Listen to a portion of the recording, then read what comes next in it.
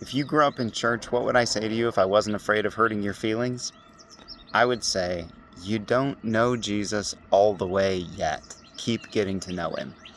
And the reason I say that is because the people of Nazareth actually literally grew up with Jesus, and what they knew about Jesus kept them from getting to know the real Jesus. All over the world, and especially maybe here in America, there are countless people who grew up in church, who grew up with Jesus, and they don't know anything about him. So if you grow up in church, you got to understand that this is a reality. Knowing Jesus is not believing accurate things about Jesus. Knowing Jesus isn't knowing his name. Knowing Jesus isn't having an accurate biblical doctrinal statement. It's not you're not going to get into heaven and stand before God and have to take a theology test. What is going to happen is you're going to stand before him and he's going to say, "Did I know you?"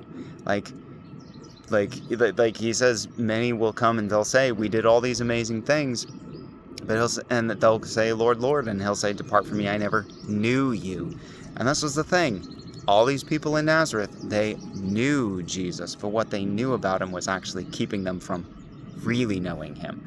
And Jesus is going to show himself to you in in a relationship with what you believe about him. Just like, in Nazareth, it says that Jesus couldn't do many mighty miracles there because all they knew him as was a carpenter's son. And so he could maybe build him a nice table and chairs, but he couldn't heal the sick and cast out demons.